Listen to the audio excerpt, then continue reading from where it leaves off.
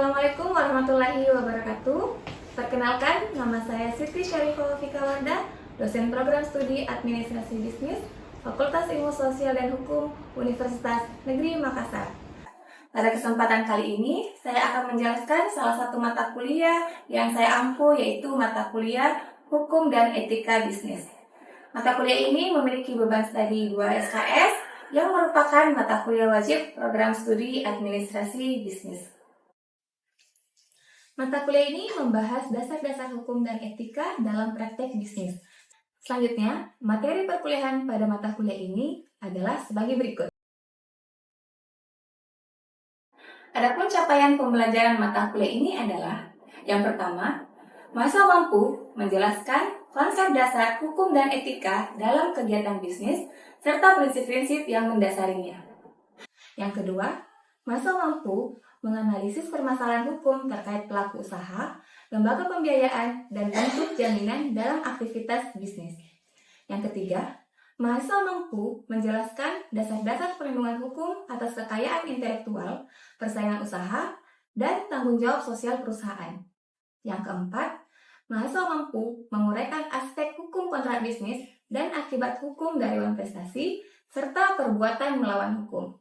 Yang kelima, mahasiswa mampu mengkaji mekanisme penyelesaian sengketa bisnis dan hukum pidana dalam kegiatan bisnis seperti korupsi dan gratifikasi.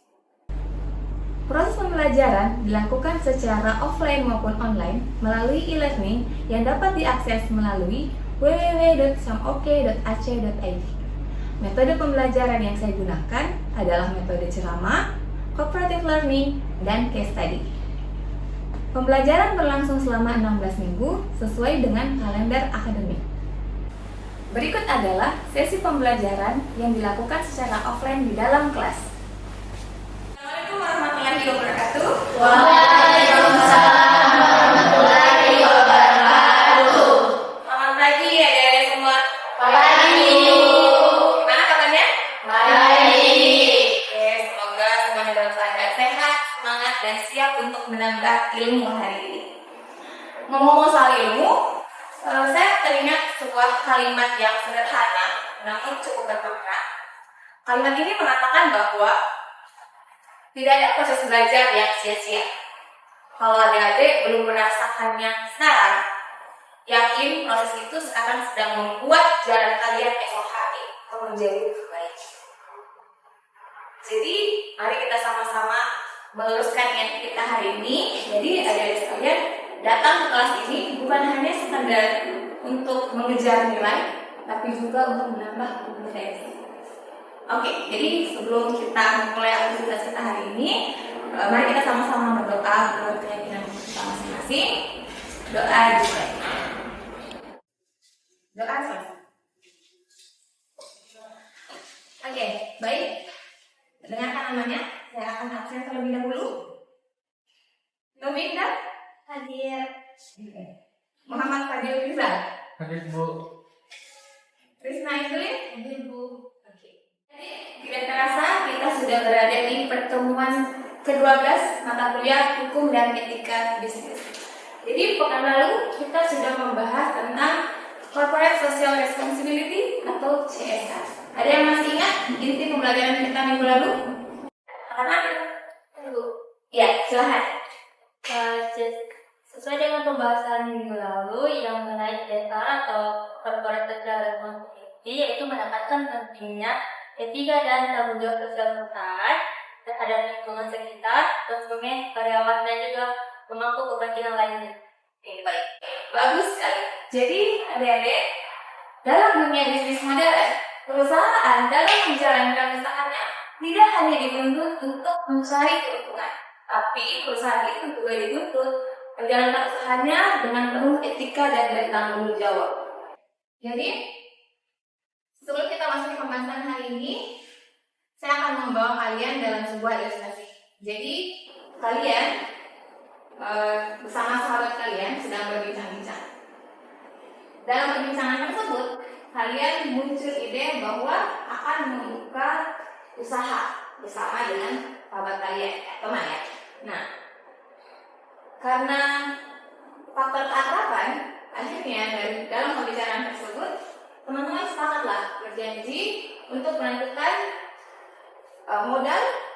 keuntungan, dan ya tugasnya apa saja. Seiring berjalannya waktu, ternyata usaha adik-adik itu berkembang. Jadi setahun kemudian profitnya meningkat dan muncul ide untuk membuka cabang kedua. Tapi di saat bersamaan muncul permasalahan.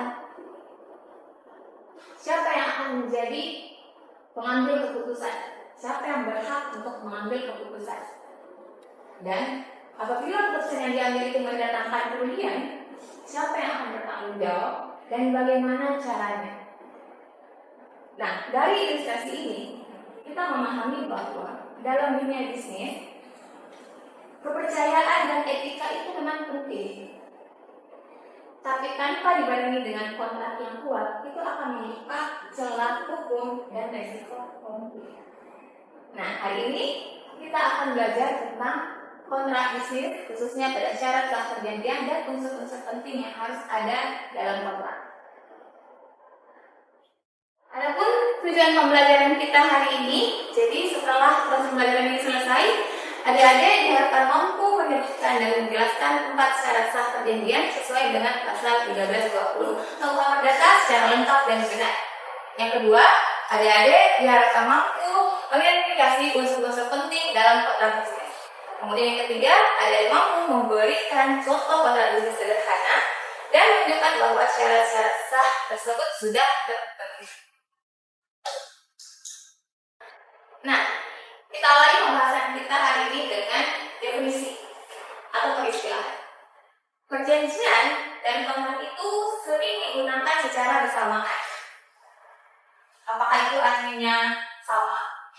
Atau mungkin memiliki perbedaan? Oke. Kita melihat definisi perjanjian. Nah, definisi perjanjian itu diatur dalam buku 3 KUH Perdata. Jadi di pertemuan sebelumnya kita sudah membahas bahwa kitab KUH Perdata ini terdiri dari 4 buku. Jadi buku pertama, ada yang masih ingat? Buku pertama membahas tentang orang, kemudian yang kedua denda, yang ketiga perjanjian dan denda, yang keempat pembuktian dan daluarsa. Nah, perjanjian ini khusus diatur pada buku 3 kitab KUH Perdata, tapi pasal 13 KUH Perdata mengatakan bahwa perjanjian adalah suatu perbuatan dengan mana satu orang mengikatkan diri terhadap orang yang lain atau lebih.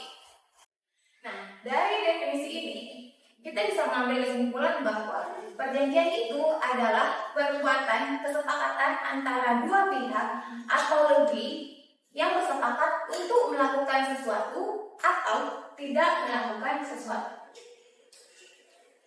Maksud dari melakukan sesuatu di sini berarti kita bersepakat mengiyakan. Contoh, A dan B sedang melakukan perjanjian jual beli. Jadi si A ingin membeli mobilnya si D. Si A harus menyerahkan sejumlah uang, menyerahkan sejumlah uang ke si B, dan si B harus menyerahkan mobil yang dijual ke A. Jadi itu bersepakat untuk melakukan sesuatu. Nah, yang kedua, tidak melakukan sesuatu. Kalau tidak melakukan sesuatu, ini biasanya banyak ditemukan pada perjanjian kerahasiaan atau non-disclosure agreement. Contohnya seperti misalnya perusahaan A dan perusahaan B. Perusahaan A melakukan perjanjian dengan perusahaan B. Perusahaan A memberikan informasi kepada perusahaan B. Kemudian dalam klausul perjanjiannya mengatakan bahwa perusahaan B tidak boleh mengucapkan informasi yang diberikan kepada perusahaan A. Di situ menggambarkan tidak melakukan. Nah, jadi sekali lagi perjanjian itu adalah perbuatan antara dua pihak yang bersepakat untuk melakukan atau tidak melakukan sesuatu. Nah, kemudian kontrak. Jadi kontrak itu banyak dikenal dalam peristilahan dunia bisnis. Jadi kontrak ini merujuk pada bentuk perjanjian yang tertulis. Jadi perjanjian bentuknya tertulis itu biasa disebut sebagai kontrak. Jadi bisa kita katakan bahwa semua kontrak adalah perjanjian, tapi tidak semua perjanjian adalah kontrak. Kenapa? Karena perjanjian ada yang bentuknya lisan dan bentuknya tulis. tulisan. Nah, yang punya tulisan inilah pada umumnya dalam dunia bisnis disebut sebagai kontrak. Oke, jelas ya. Kemudian pentingnya kontrak dalam dunia bisnis. Jadi apa sih pentingnya adanya mengetahui kontrak dalam dunia bisnis? Yang pertama, memberikan kepastian hukum bagi para pihak. Jadi para pihak yang melakukan perjanjian kemudian menuangkannya dalam bentuk kontrak, maka semua hal yang diperjanjikan itu akan menjadi jelas dan sifatnya mengikat oleh itu. Jadi jika kemudian hari timbul permasalahan, maka para pihak tahu hak dan kewajibannya masing-masing. Kenapa? Karena sudah dituangkan dalam bentuk dokumen. Syarat sah perjanjian. Jadi dasar penentuan syarat sah perjanjian itu ada di pasal 1320 Kitab Undang-Undang Hukum Perdata. Ayo kita bahas satu-satu. Kesepakatan para pihak. Berasal dari kata sepakat. Ya, istilah ini cukup umum ya di adik-adik. Apa? Ya, apa itu sepakat? Setujuan. Kan? Tapi sepakat di sini bukan hanya sekadar setuju, tapi harus setuju secara bebas. Kenapa harus bebas? Persetujuan ini tidak boleh ada tekanan, paksaan, tidak boleh didasari oleh kebohongan dan kehilapan. Ya kan? Jadi kalau misalnya ada kedua belah pihak yang pertama menyodorkan untuk sepakat, tapi ditodongkan pistol atau pisau, itu berarti juga dipaksa, aku berada di bawah tekanan. Kemudian selanjutnya yang kedua, kecakapan hukum. Cakap. Jadi seseorang dikatakan cakap untuk melakukan perjanjian atau kontrak bisnis ini mengacu pada aturan Kitab Undang-Undang Perdata, yaitu berusia 21 tahun atau telah menikah. Kemudian dia berada dalam kejiwaan yang sehat atau tidak gila dan tidak berada di bawah kemampuan. Kemudian selanjutnya objek yang halal atau objek tertentu. Nah, objek tertentu di sini yang dimaksud harus sesuatu yang jelas dapat diukur. Bisa berupa benda, barang, uang. Jadi harus jelas bentuknya dan bisa diukur berapa beratnya, berapa beratnya. Contoh, kalau misalnya adik jual beli handphone, mobil, itu kan jelas, rumah, itu jelas. Tapi ketika ada peternakan, dia akan menjual hewan ternaknya, tapi hewannya masih berada dalam kandungan. Itu tidak memenuhi unsur. Kenapa? Karena kita nggak tahu apakah anak hewan itu lahir dengan selamat, bagaimana beratnya, bagaimana ukurannya. Jadi itu tidak memenuhi standar objek tertentu. Jadi harus jelas objeknya. Atau mungkin jual beli hasil perkebunan, tapi pohonnya masih berbunga. Oke, selanjutnya sebab yang halal. Sebab yang halal di sini maksudnya tujuan dalam melakukan perjanjian itu tidak boleh melanggar hukum, ketertiban umum dan kesusilaan. Jadi apapun objek yang diperjanjikan itu tujuannya harus tidak boleh melanggar undang-undang. Contohnya perjanjian distribusi, pengantaran barang itu sah kalau mengantarkan barang. Tapi kalau barangnya narkoba itu tidak sah dan tidak memenuhi sebab yang contoh lain, sewa apartemen. Jadi perjanjian sewa menyewa apartemen itu sah seharusnya karena objeknya jelas. Tapi ketika tujuan penyewaan itu adalah perbuatan asusila, prostitusi, maka itu tidak memenuhi sebab yang berat. Nah, jadi ketika unsur-unsur syarat perjanjian ini unsur satu dan dua tidak terpenuhi, maka akibat hukumnya dapat dibatalkan. Contoh tadi yang dikatakan temannya, syarat cakap. Ketika seseorang melakukan perjanjian atau kontrak bisnis di bawah usia 21 tahun dan tidak didampingi oleh wali tentu saja, maka perjanjian itu tetap sah selama tidak ada pembatalan. Jadi karena dapat dibatalkan, berarti perjanjian tersebut akan tetap sah jika tidak diajukan pembatalan. Itu maksud dari dapat dibatalkan. Kemudian yang kedua, jika syarat 3 dan 4 tidak terpenuhi, maka akibat hukumnya adalah batal demi hukum. Maksud dari batal demi hukum di sini adalah perjanjian tersebut tidak dianggap pernah ada dan dianggap tidak pernah ada. Oke, paham kan semua? Oke. Nah, kita masuk pada unsur-unsur atau anatomi kontrak. Jadi unsur-unsur apa saja yang harus ada dalam kontrak bisnis. Nah, yang pertama itu ada judul kontrak. Nah, seperti yang ada diketahui, judul itu harus berada di paling atas.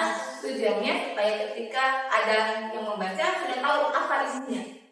Contohnya kontrak sewa ruko, perjanjian toko A dengan distributor B, itu judul kontrak. Kemudian yang kedua harus ada pembukaan.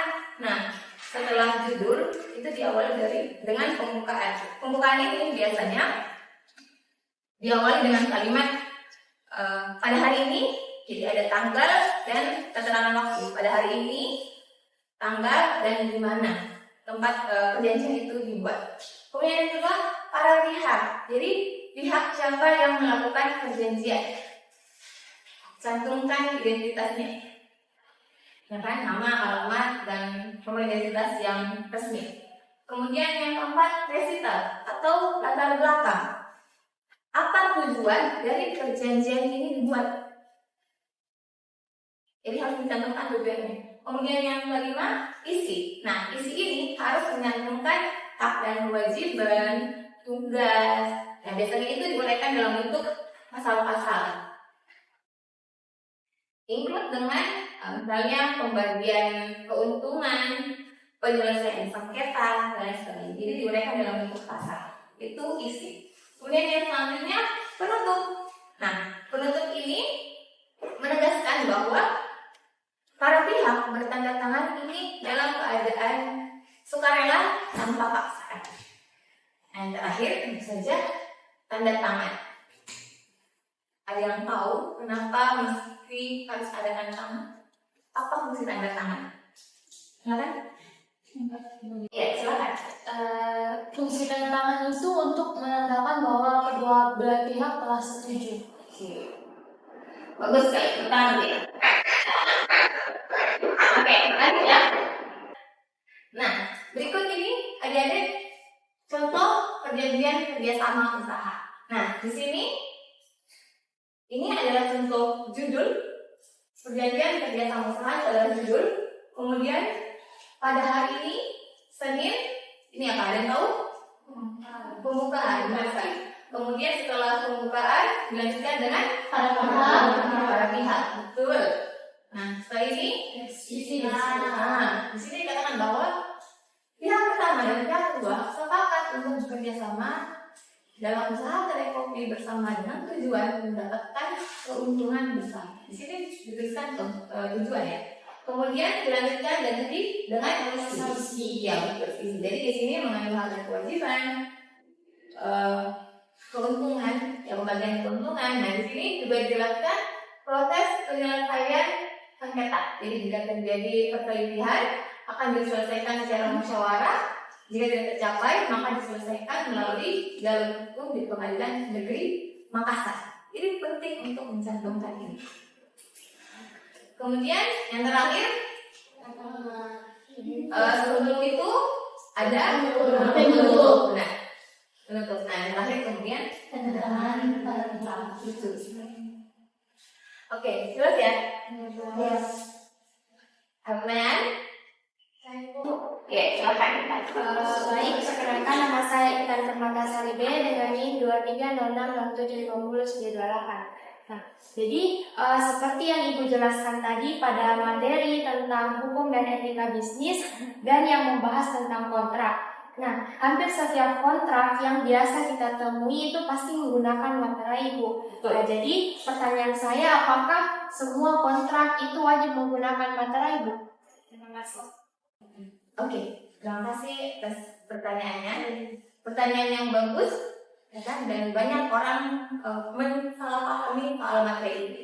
Jadi seperti yang tadi sudah dijelaskan bahwa yang menjadi syarat sah perjanjian itu yang pertama adalah sepakat, yang kedua adalah cakap hukum, yang ketiga adalah objek yang halal dan jelas. Yang keempat, sebab yang halal. betul. Nah, dari keempat itu tidak menyebutkan materi. Berarti dari sini kita bisa menganggap bahwa materi tidak menjadi penyebab sah atau tidaknya sebuah kontrak. Tapi walaupun materi itu sifatnya tidak wajib, tapi dianjurkan. Nah, ini ada hubungannya pada Undang-Undang Bea Materi. Mengatakan bahwa materi dibubuhkan pada dokumen yang mengandung nilai uang dan menjadikan pembuktian di pengadilan.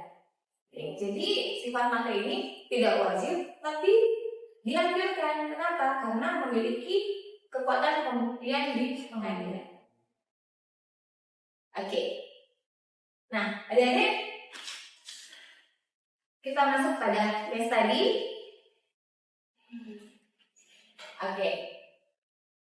Nah, di sini saya ada case. Silahkan dibaca dan dianalisis. Tina usia 19 tahun dan belum menikah, menandatangani kontrak sewa toko dengan Pandi untuk 2 tahun. Nilai sewanya 50 juta. Pertanyaannya, dari ilustrasi atau case ini, apa masalah hukumnya? Ya. Dalam hal ini, masalah hukumnya itu adalah Tina belum berusia 21 tahun dan juga Tina ini belum menikah. Oke, bagus. Tapi masih ada yang kurang. Silahkan, ada yang mau menambahkan? Saya menambahkan kok. Ya, silahkan. Karena Tina masih usia 19 tahun, masih di bawah umur dan belum menikah, itu seharusnya pada saat penandatanganan kontrak didampingi oleh wali, karena Tina ini dianggap belum cakap dari segi usia. Beri tepuk tangan dokternya. Bagus kalian, jawabannya benar. Jadi masalah hukumnya adalah Tina ini belum berusia 21 tahun, belum menikah, dan harusnya pada saat pelaksanaan pembuatan dan penandatanganan kontrak harus didampingi oleh walinya, atau dalam ini mungkin orang tuanya. Kemudian selanjutnya, apa akibat hukumnya? Ya, silakan. Baik Bu, jadi akibat hukumnya itu dia perjanjian dapat dibatalkan karena tidak memenuhi syarat subjektif. Apa syarat objektifnya? Kecakapan hukum. Oke, tentang saya. Yang selanjutnya adanya silahkan dibaca dan dianalisis. 2 orang pelaku usaha, Ibu Tari, dalam hal ini pemilik lahan, dan Bapak Rimo, dalam hal ini pengelola usaha pertanian, sepakat untuk bekerja sama mengelola kebun cabai selama 2 tahun. Mereka membuat kesepakatan tertulis di atas kertas. Nah, ini silakan dibaca. Tapi ini ingat ya, kesepakatan tertulis di atas kertas. Jadi silakan dibaca isi perjanjiannya, dianalisis. Kemudian pertanyaannya, apa unsur atau struktur kontrak yang hilang? Jadi isi kontrak ini belum sempurna. Silakan, ada yang mau menyempurnakan isinya? Oke, silakan. Jadi unsur atau struktur kontrak yang hilang dari case ini, yang pertama itu judul kontrak tuh. Seharusnya pada case ini disertakan agar isi dari kontrak tersebut tergambarkan dengan baik. Yang kedua itu pembukaan. Dalam kasus tersebut tidak jelaskan kapan dan di mana kesepakatan tersebut dibuat. Yang ketiga itu identitas. Harusnya pada kasus ini dijelaskan dan dicantumkan identitasnya secara lengkap, seperti nama, alamat, nomor identitas, seperti KTP Bu. Terus yang keempat itu isi.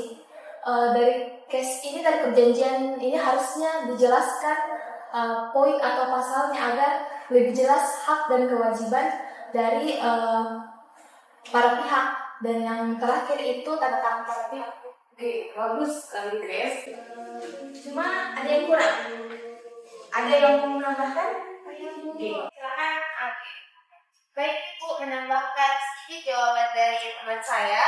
Untuk unsur-unsur kontrak yang harus ada selain pembukaan identitas para pihak, isi dan tanda tangan yang telah disebutkan, itu terdapat juga resital, di mana kita perlu menuliskan maksud dan tujuan perjanjian. Jadi untuk apa perjanjian kerjasama itu dilakukan, kita perlu mengetahui itu. Terus yang kedua yaitu penutup, di mana terdapat pernyataan yang menegaskan bahwa kontrak itu dibuat tanpa paksaan. Tangan pertama. Bagus sekali adik-adik ya. Karena kalian sudah memahami dan mampu menjelaskan syarat sah perjanjian menurut pasal 1320 KUH Perdata, sudah mampu mengidentifikasi unsur-unsur kontrak apa saja yang harus ada dalam kontrak bisnis. Nah, selanjutnya tugas. Jadi tugas kalian adik-adik nanti silahkan dikerjakan. Adik-adik harus membuat kontrak secara utuh sesuai dengan case nomor 2 dan struktur yang tadi adik-adik sebutkan. Nah, jadi pengumpulannya melalui e-learning kita, Syamok bisa diakses melalui www.syamok.ac.id. Di situ juga adik-adik bisa membaca referensi-referensi yang sudah diberikan dan disediakan oleh Trimbus. Oke, kalau begitu kesimpulan. Oke, jadi dari pembahasan tadi, maka kita bisa mengambil kesimpulan. Yang pertama, memahami kontrak bisnis itu adalah langkah penting dalam menjalankan usaha secara profesional dan aman secara hukum. Kemudian, kontrak yang sah harus memenuhi syarat sah perjanjian menurut pasal 1320 KUH Perdata dan memiliki unsur anatomi yang lengkap mulai dari judul, pembukaan, para pihak, isi perjanjian hingga tanda tangan para pihak. Kemudian, adik-adik dalam praktik bisnis modern, kontrak tidak hanya berfungsi sebagai bukti hukum, tapi juga sebagai pedoman kerjasama, pencegahan sengketa, dan cermin profesionalisme. Baiklah,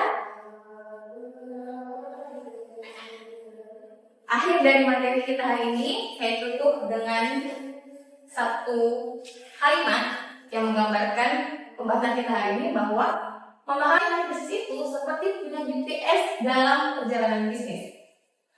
Kita tahu tujuan, rute, dan apa yang harus dilakukan kalau tersesat. Karena pada dasarnya panduan, acuan, dan dasar semua perjanjian kerjasama itu dituangkan dalam bentuk pemenang bisnis. Oke, baik.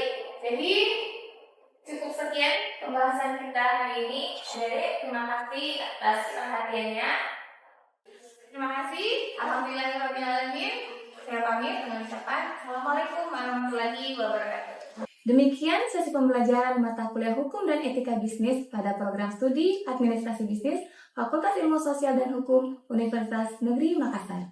Semoga bisa menjadi bahan pertimbangan baik dalam proses pengajuan sertifikasi dosen. Terima kasih.